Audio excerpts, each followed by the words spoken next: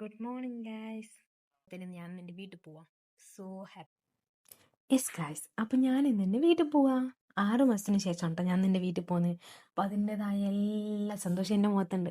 ഇന്ന് പിന്നെ എൻ്റെ വീക്ക് ഓഫ് ഡേയും കൂടെ ആണ് കേട്ടോ. അപ്പം ഞാൻ എന്താ ഒരു 6 മണി 7 മണിയാകുമ്പോൾ ഞാൻ എണീറ്റ് ഇനി ഡ്രസ്സും കാര്യങ്ങളെല്ലാം പാക്ക് ചെയ്യണം. ഒന്നും ഞാൻ പാക്ക് ചെയ്തിട്ടില്ല. അപ്പം ഞാൻ വിചാരിച്ചൊരു വ്ളോഗൊക്കെ എടുക്കാമെന്ന്. മറ്റേ ബ്രഷൊക്കെ ചെയ്ത് ഫേസൊക്കെ വാഷ് ചെയ്ത് ഒക്കെ സെറ്റായിട്ട് ഗൈസ്. അപ്പോൾ നമുക്ക് ഇനി ഒരു ചായ ഇട്ട് കുടിച്ചാലോ? അപ്പം ഞാൻ കിറ്റിലാണ് കേട്ടോ ചായ ഉണ്ടാക്കുന്നത്. ഹോസ്റ്റലിൽ പിന്നെ നമ്മൾ കിറ്റിലാണെന്ന് ഉണ്ടാക്കുക.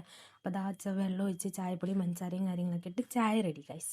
ബാൽക്കണി ആണെങ്കിൽ നൈറ്റ് ക്ലോസ് ചെയ്തു, കാരണം രാവിലെ എണീക്കുന്ന സമയത്ത് വെയിൽ നമ്മുടെ മുഖത്തോട് അടിക്കുന്ന പറഞ്ഞിട്ട് ക്ലോസ് ചെയ്തു. അപ്പോൾ ആ കർട്ടനൊക്കെ ഓപ്പൺ ആക്കി ഞാൻ കുറച്ച് നേരം പുറത്തൊക്കെ പോയി നിന്ന് അവിടുത്തെ വ്യൂസൊക്കെ കണ്ട് നമുക്ക് ചായ കുടിക്കാം.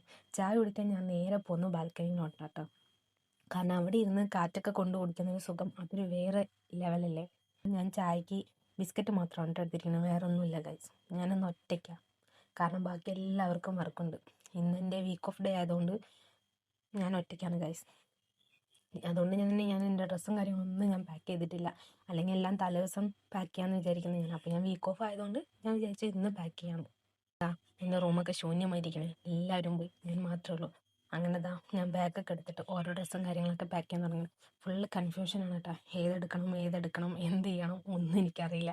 ഞാൻ എല്ലാ പ്രാവശ്യം പോണ സമയത്തും കുറേ ഡ്രസ്സുകൾ അങ്ങോട്ടും കൊണ്ടും കുറേ ഡ്രസ്സുകൾ ഇങ്ങോട്ടും കൊണ്ടും. പക്ഷേ ഇപ്രാവശ്യം ഞാൻ ഫുള്ള് എടുക്കുന്നില്ല കേട്ടോ ഗൈസ്. പോരാത്തതിന് ഇപ്രാവശ്യം എനിക്ക് ലീവ് കുറവാണ്. 6-7 ലീവേ തന്നിട്ടുള്ളൂ. പക്ഷെ ഞാൻ എന്നാലും കൂട്ടിയെടുക്കും, അത് വേറെ കാര്യം. അപ്പോൾ ഞാൻ ഈ ഡ്രസ്സെല്ലാം മടക്കി വെച്ചുകൊണ്ടിരിക്കുകയാണ് കേട്ടോ.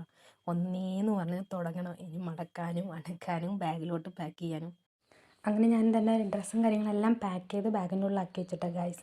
ഇനി നമുക്ക് നേരെ റെഡി ആയിട്ട് വർക്ക് ചെയ്യുന്ന സ്ഥലത്തോട്ട് പോകണം. അവിടെ നിന്ന് ഫുഡ് കഴിച്ചിട്ട് വേണം കേട്ടോ ഇങ്ങോട്ട് വരാം. പിന്നെ എല്ലാവരെയും കണ്ട് യാത്രയൊക്കെ പറയണം ഗൈസ്. അപ്പം ഞാൻ എല്ലാവരെയും കണ്ട് യാത്രയൊക്കെ പറഞ്ഞ് നേരെ റൂമിലോട്ട് വന്ന്